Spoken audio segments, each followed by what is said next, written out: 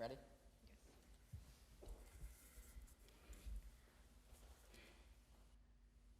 In the 1972 Furman v. Georgia Supreme Court case, the Supreme Court banned the death penalty until the government could administer it properly. Well, we've had 40 years to do so, and the death penalty is just as bad as it was. For example, on September 21st, 2011, an African-American man named Troy Davis was executed for allegedly killing an off-duty white police officer, a crime he almost certainly did not commit.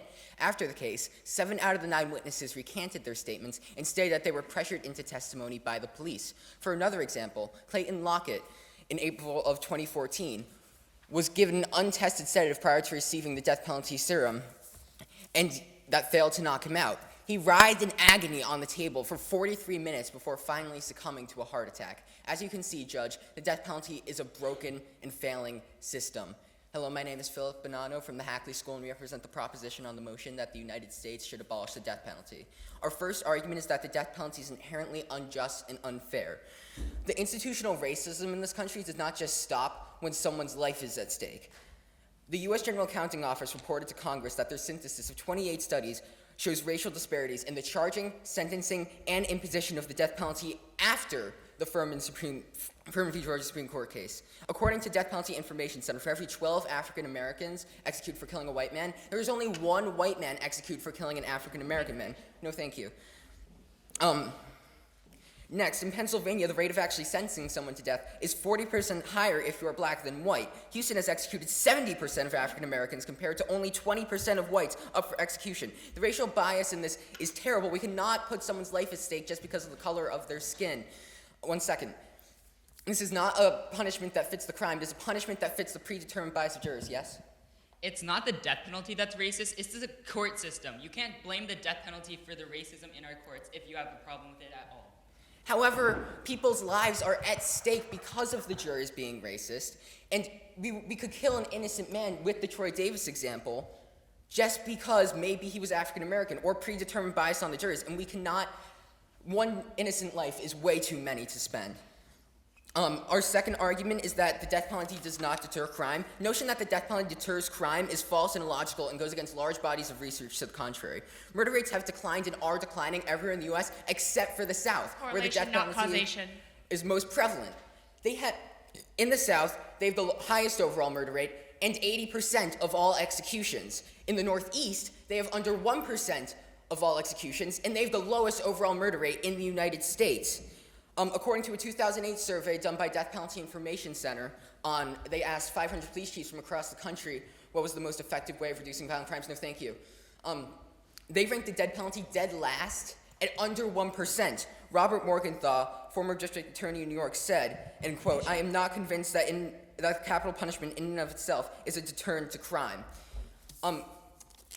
If it does not deter crime, then why do we have it? Yes? We have it to provide justice to those people whose family members were murdered.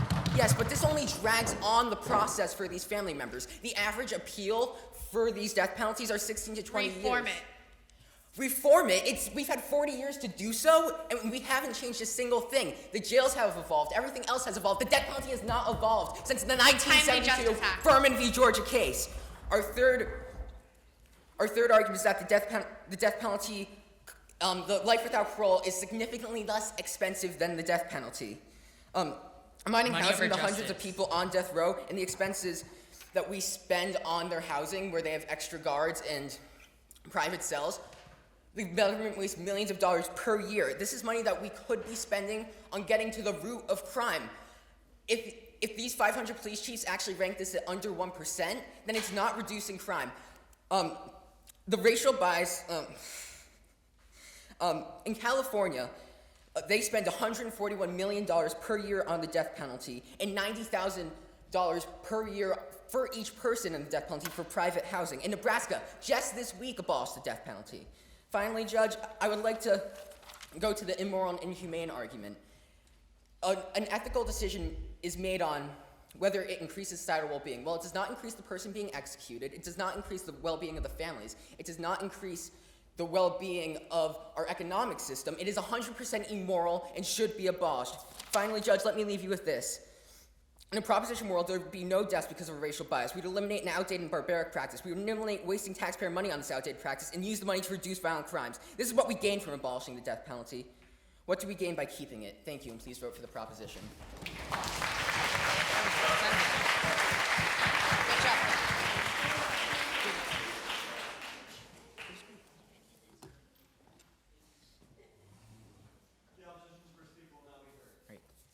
Judges and timer ready? Begin. The death penalty, reserved for the most heinous of crimes, including terrorist acts of murder and large-scale massacres, such as the offenses committed by Dzhokhar Tsarnaev, Timothy McVeigh, Jeffrey Dahmer, Ramzi Youssef, and John Wayne Gacy. We can't abolish the death penalty because we need it to deal with the worst of the worst terrorists and mass murderers like these. I'm going to first state our counterplan for this debate. We believe that the death penalty should not be abolished. It should be reformed so that it is only used for the most heinous of mass murderers and terrorists when evidence is beyond all doubt. With DNA technologies and high-quality surveillance systems, these cases of such beyond all doubt conviction do exist. Let's look at Tsarnaev for an example. My colleagues and I will be utilizing the opposition block to refute our opponent's points in the second and third speakers. Okay. On to my first argument. Americans consistently favor the death penalty for the worst of the worst murderers. As a democracy, the U.S. government promises to serve the will of the people and majority rules. In October of 2014, a Gallup poll said these two things. Americans' support of the death penalty varied over time, but except for one poll in 1966, America has shown consistent favorability for the death penalty. In the U.S., 63% of Americans prefer the death penalty for convicted murderers versus life in prison without parole. Another poll by CBS News in April 15th, in 2015 said that 60% of Americans wanted the death penalty for Tsarnaev. Additionally, in April 2015, the Pew Research Center had a survey and said that 63% of Americans think that the death penalty is morally justified. As our country is founded on the principles of democracy, we must listen to the majorities. And if the majority of Americans clearly favor the use of the death penalty for people like Tsarnaev, then we should use them. Our second argument is that the death penalty helps victims' families, and society feel safer knowing that the murderer cannot murder again. Even in high-security prisons, convicted murderers can commit more homicides, escape, or influence additional murders, causing more suffrage from innocent victims. In 2011, by the Arizona Republic, they said that a convicted murderer, Jasper Rushing, killed 3 inmates, one of them being a mentally ill Shannon Palmer, because he was talking too much. In 2008, according to the USA Today, another convicted murderer, Kevin Johns, killed an inmate on a prison bus. In 2004, according to the Cincinnati Tribune, twice convicted murderer Timothy Hancock admitted to the strangulation of his cellmate Jason Wagner. History.com reports that of December 2000, 7 rapists, murderers, and thieves escaped a maximum security prison by overpowering their guards and civilian employees. At the end of their rampage, they shot Officer Aubrey Hawkins and ran him over with his own truck on Christmas Eve. According to the U.S. Department of Justice, 672 prison homicides occurred from 2001 to 2012. The death penalty? Yes. The way you define the death penalty as reformation is that it would only be used for the most heinous of crimes, including terrorists. So all the people you just listed were not under your definition of people who would get the death penalty and are therefore irrelevant to your very frame. Thank you. We also said mass murderers, and these are not people who are murdering out of crimes of passion. They are mass murderers if they're continuing to murder again, even after they've been given a life sentence. No, thank you. There is no attempt at reforming the murderer with life in prison without parole, and they can further murder again, as proven with our evidence. We must ensure the safety of American people from the worst of the worst, and the death penalty is the only form of justice that provides this, and that is the death penalty. So our third argument is that the death penalty provides the best form of justice when a murder occurs. Our reasoning for this is that the death penalty provides retribution for a murder. The American Law Dictionary states that retribution is at the heart of all judicial systems in this country that deal with law and order. They said that moral justification of the death penalty can be justified by one simple principle. Punishment must be roughly apportioned in severity to the nature of the crime. It's proportionate, the death penalty, which is retribution.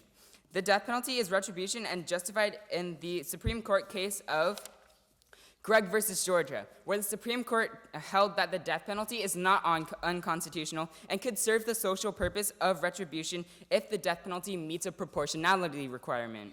In conclusion, the death penalty is backed up by the citizens of America, justified by the Supreme Court, and serves as the best punishment for the worst of the worst. In order to win this debate, the proposition must prove that democracy is wrong, the Supreme Court is wrong, and our citizens will not be harmed again by these murderers. Thank you.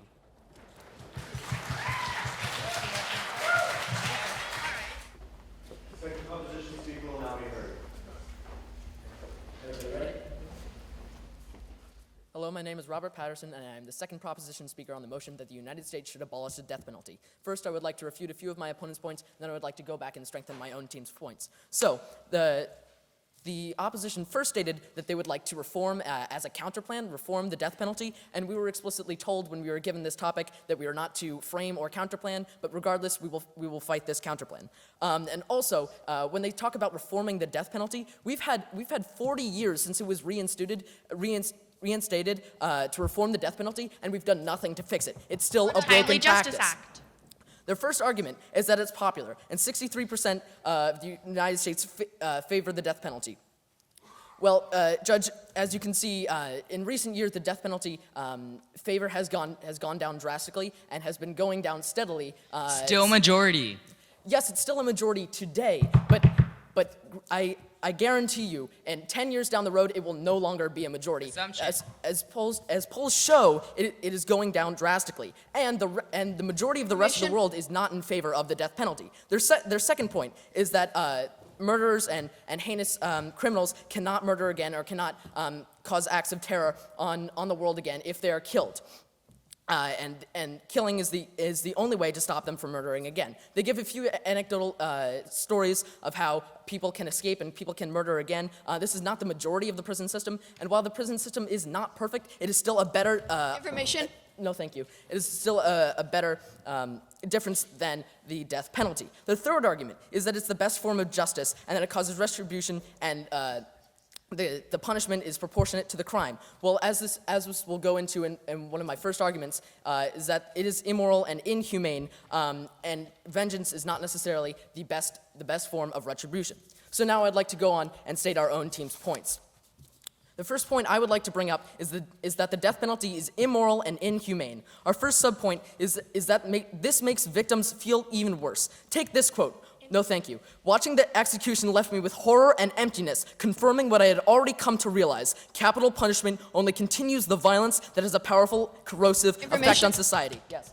It doesn't matter if some people think it is because the majority think it's okay, along with the Supreme Court, who has justified it recently.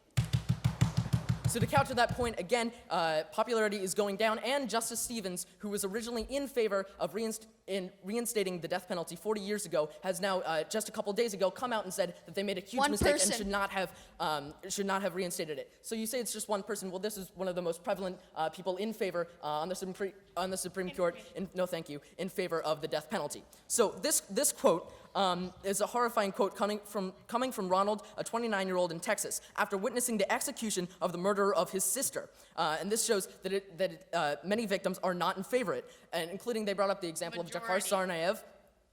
The majority of people not related to the crimes are in favor of it, but when you look at the victims' families, they are not in favor of it. Source? If you take, for example, this one comes from the New York Times, and if you look at what happened with Jakhar Tsarnaev, the family who lost their very young child is not in favor of him being given the death penalty. No, thank you. Another statistic is that 60% of families victims' families who have experienced the death penalty of their murderer have claimed experiencing hallucinations and feel estranged from societies and show symptoms of post-traumatic stress. The impact of this is huge. If the death penalty is about justice, it can't be about justice because it makes victims' families feel even worse.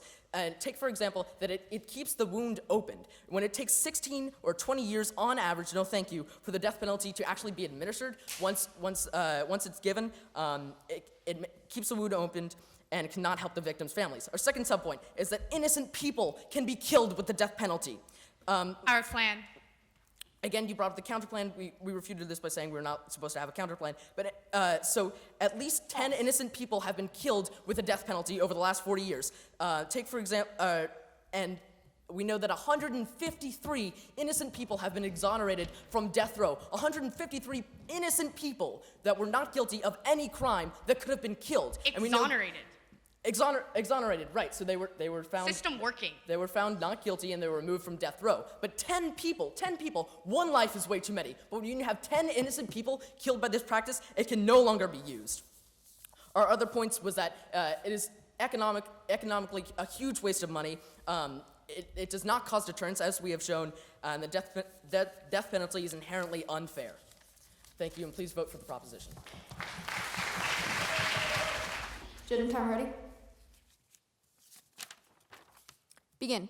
Shortly after Nathaniel Gordon's life ended in 1862 with the death penalty, Abraham Lincoln, who had the power to grant clemency, wrote, "I think I would personally prefer to let this man live in confinement and let him meditate on his deeds. Yet in the name of justice and the majesty of law, there ought to be one case, at least one specific incident of a professional slave trader, a northern white man, given the exact penalty of death because of the incalculable number of deaths he and his kind inflicted upon men during the horror voyage across the sea of Africa. Even Abraham Lincoln, a president known for giving clemency from the death penalty, used the death penalty for the worst of the worst, directly in line with our plan. Hi, I'm Michael Sherlock, and I strongly believe that the United States should continue using the death penalty. I'd like to start off by refuting my opponent's points. First, they said we weren't told to have a counterplan, but you can go ask John Meany right up there, and the email never said anything about that.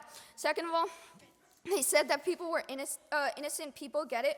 But first of all, according to our plan, you need video and DNA evidence. And if we don't have that, guess what? They don't get the death penalty. That still hasn't gone refuted. And also, if we have DNA and video evidence, then that means they honestly did it. For example, Sarnev, it is very accessible. When he was shot while shooting at police officers, we had DNA at the crime scene. We also had video of him doing it. No, thank you. Their second point was that there's botched and immoral executions. But in a Supreme Court case entitled Bays versus Reese, the Supreme Court held that even after a series of botched executions, they still said that the Constitution says it's okay, yes?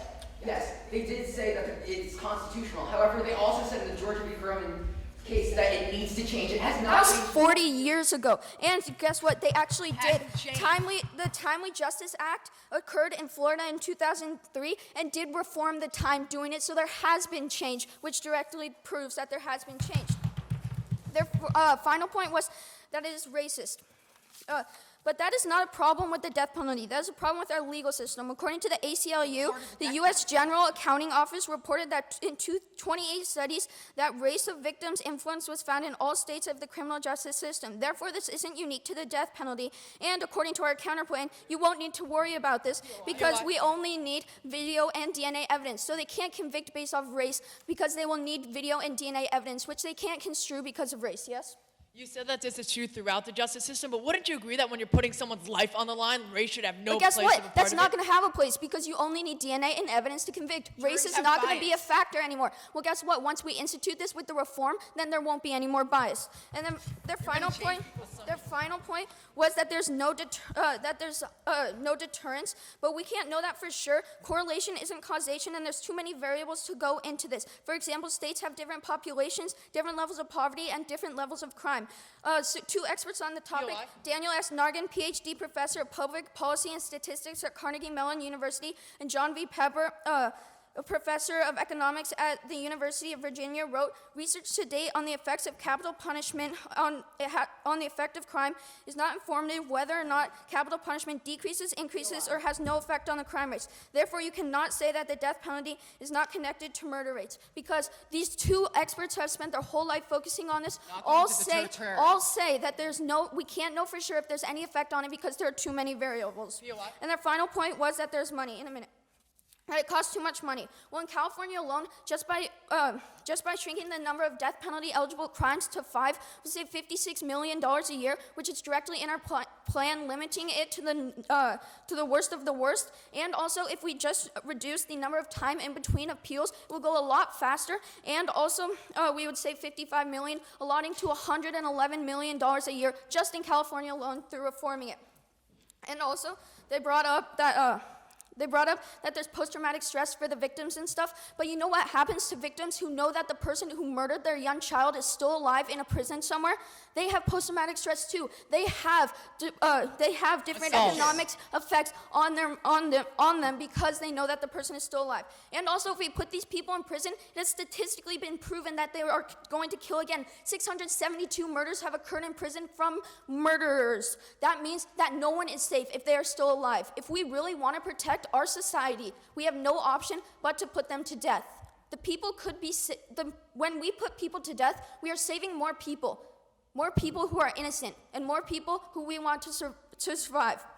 And also the Supreme Court says it's justified. The people say it's justified, the Constitution says it's justified, Abraham Lincoln has said it's justified, and overall, the majority of people say it's justified. Why should we change it when it has been reformed and we can continue to reforming it? Thank you.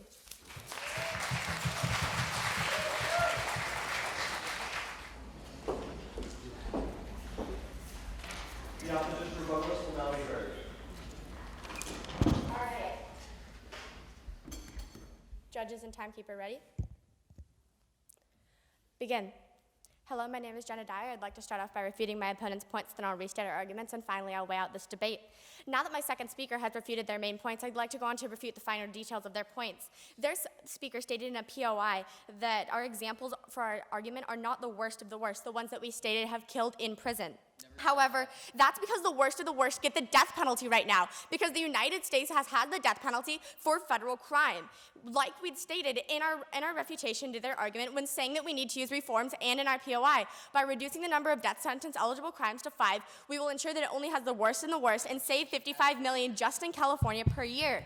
Imagine if these people got out. Imagine if these people were in the prison scheme. That would be so much worse, and thank you for proving our point. Another one of their points was that 153 people were exonerated and 40 people were killed. But I'd like to, by innocent people. But I'd like to remind you, how would you clear someone of the death penalty?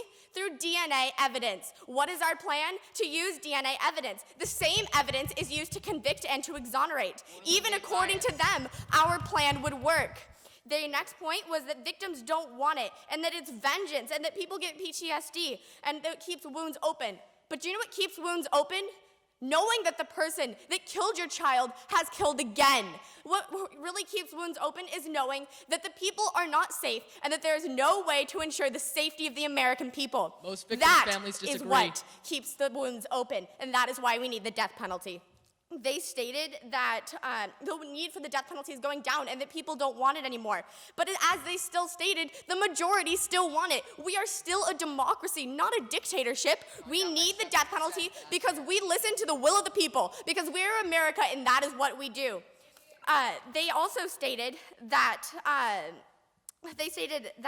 the Supreme Court case was longer ago, but their only Supreme Court case was 40 years ago, and so that doesn't make any sense. They also stated that we have not made any reforms, but as I've already proven, there are reforms in the process in California, and Florida has passed the Timely Justice Act. Still not better. Therefore, it makes sense. And now I'd like to go on to refute their refutation to the counterplan. They stated their only refutation to our counterplan is we weren't supposed to have one, but we were supposed to have one because that is what a debate is. Furthermore, our counterplan states that you need DNA evidence, a video, or a confession. And we will use these, and that refutes their point about the fact that innocent people do it. I'd like to go on to weigh this debate. Well, first I'd like to go on to refute, to further our points, sorry. Our first point was that the death penalty helps victims' family and society feel safer, knowing that the murderer cannot murder again. This is important because it ensures the safety of the American people, and it provides the justice needed for the death penalty. Our next argument was the American people want the death penalty. We're a democracy, and we need to use it. And our final point was that the Supreme Court has stated that we need the death penalty. I'd like to go on to weigh this debate. Prisons have 4 major purposes. These purposes are retribution, incapacitation, deterrence, and rehabilitation, according to the organization Stop the Crime. Deterrence and rehabilitation will not occur no matter what venue is used to stop these murderers. And so no matter the venue, now we must fulfill retribution and incapacitation to the best of our ability. Only the death penalty truly provides this. Providing justice and ensuring mass murderers, terrorists, and criminals to the worst degree never harm again. That is why the death penalty is the best option. They have not proven another alternative, a better alternative, that our democracy is wrong, that the Supreme Court is wrong, and the people will be safe. In their world, they have one where they use life in prison without the possibility of parole, including solitary confinement, making people go insane. In our world, we have security, safety, following our Constitution.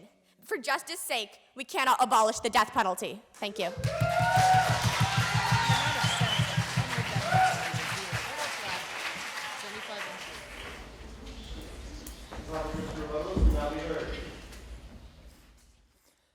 Ready? Judge, in Abraham Lincoln's second inaugural address, he asked this union on the verge of a civil war to appeal to the better angels of their nature. Well, we would ask that you appeal to the better angels of your nature in resolving this debate.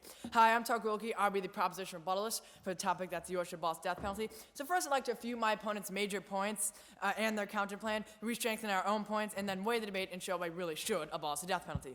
So most of my opponent's points fall under two main categories. One, it provides justice and retribution for families, and two, it is what the people want. So I'll start with the former. They've given all these anecdotes and what they think about how it will bring retribution to people's families, it will make them feel better, and that this is what the people want. But that is not what actually happens on victims' families. That might be what happened hypothetically in your mind, but when it comes to victims' families, that is not true. The parents of the 3-year-olds who died in the Boston bombing came out and said they do not support the death penalty for Sherlock because that means he will be published in the publicity and for news for much longer, and they will be unable to hear. And in Massachusetts, only 20% of people said that they supported the death penalty for the Sherlock Nationally, 6% of people, but in Boston, where it actually happened, only 20% of people said they were in favor of the death penalty. So by your logic, if we're going by the will of the people in Massachusetts, where the crime actually happened, then the death penalty would not have occurred Torture.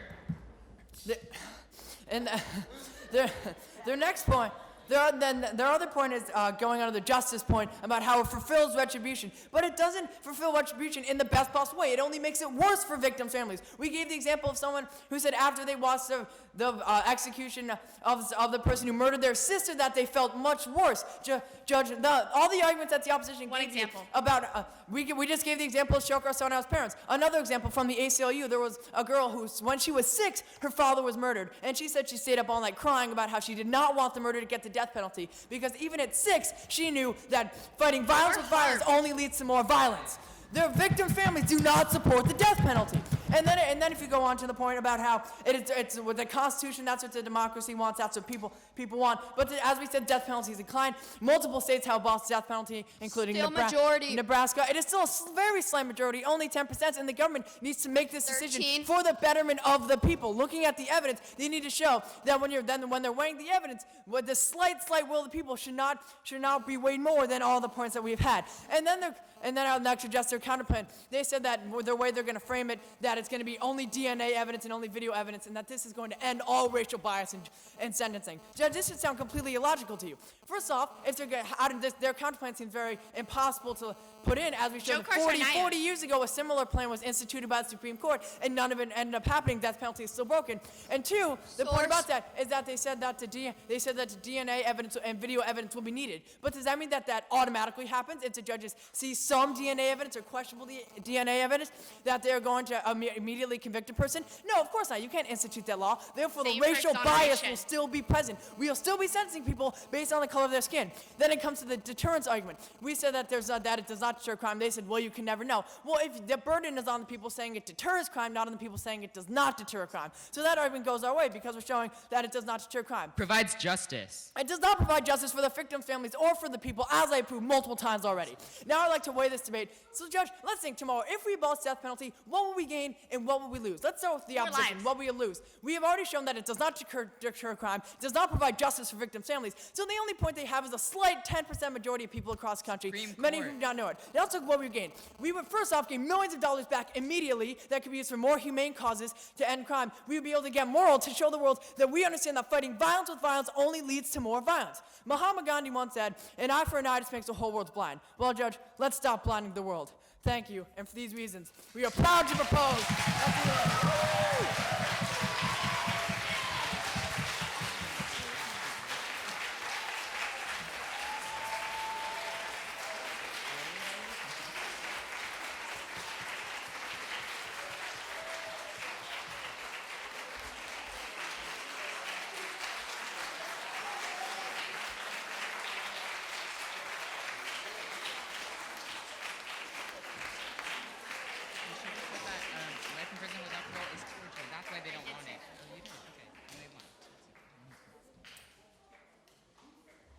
you very much to both teams for an outstanding debate. I'll ask them to now shake hands and await the deliberation of the judging panel.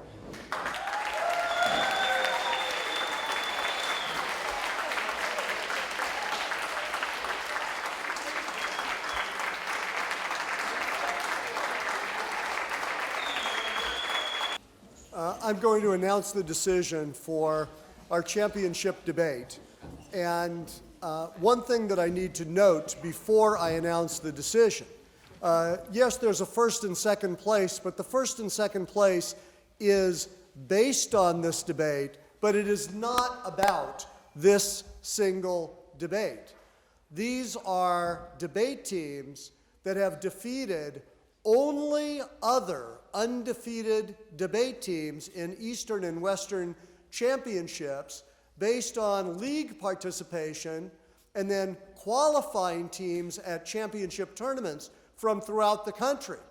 This is about first and second place for the United States for middle school debating, and you should recognize the students for their year-long and national championship accomplishments, not only for this single debate, despite the rigor that I think we could all agree on and outstanding performances for both teams for this debate.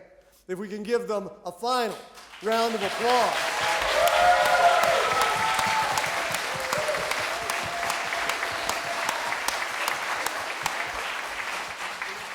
I'll announce the second place team first, and that is the opposition from the Pegasus School.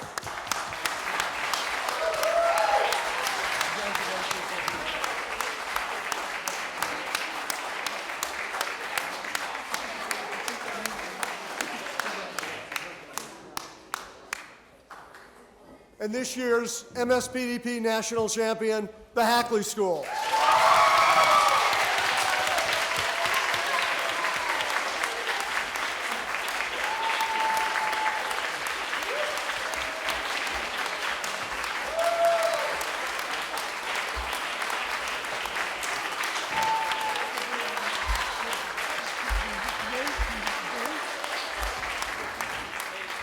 Once again, I'd like to thank the English-Speaking Union and the Morgan Library and Museum for hosting this year's championship debate. I look forward to seeing many of you at future debate events. These proceedings are officially over.